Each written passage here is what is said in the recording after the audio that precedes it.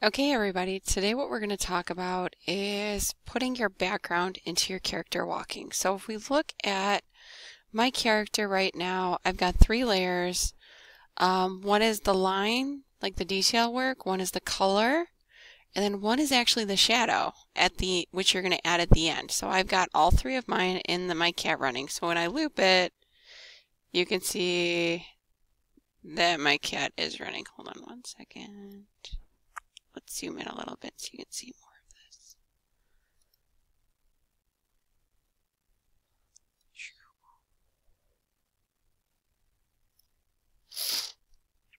Okay, so we've got my cat running. There we go. Let's make sure it's on loop playback. Okay, so there he is running. So we're going to talk about bringing your background layer in. So let me grab my background. So here it is. Okay, I'm going to go up here to the top and go select all really easily. So it select the whole thing. We're going to then copy. We're going to go down here. We're going to go edit.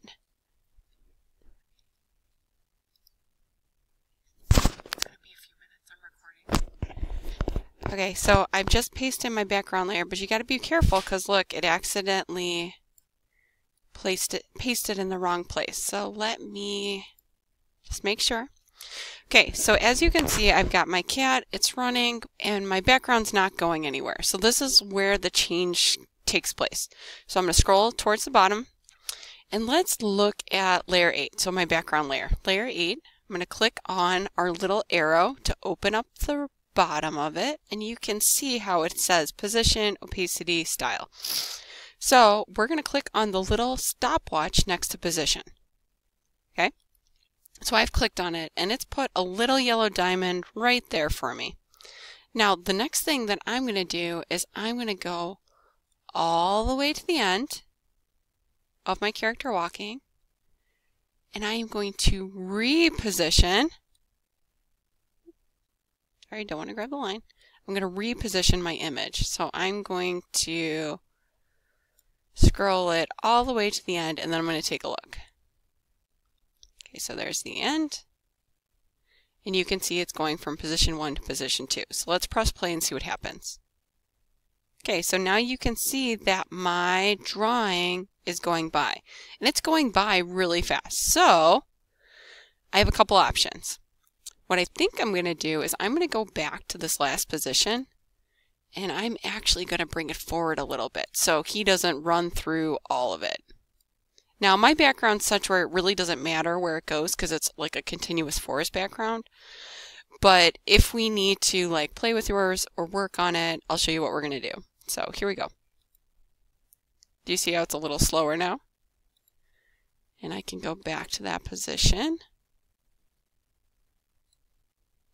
And I can go back even more and make it even slower. See? So it's up to me to find the background that makes the most sense. So there you go. Your character is walking. Now, if you have a background that, let's say, takes longer to get through. So this is your option. So right now, let me move these guys because they're all the way at 10 frames and we don't need them that far. Okay, we're going to move them all the way back to where they should be.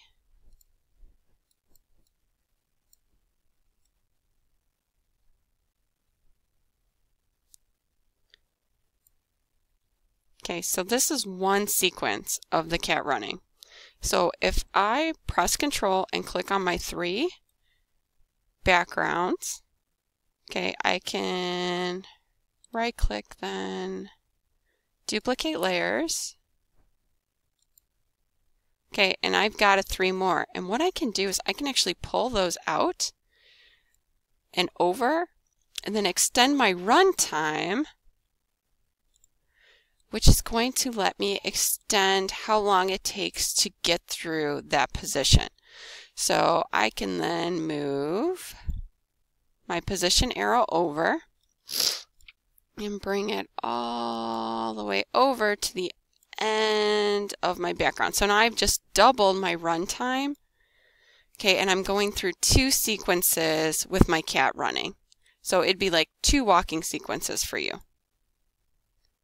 So you see how now I'm getting through my whole background. So you could get through like your whole city that you're walking through.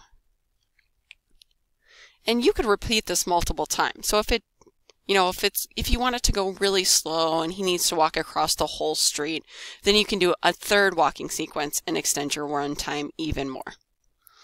Okay, hopefully that helps and good luck.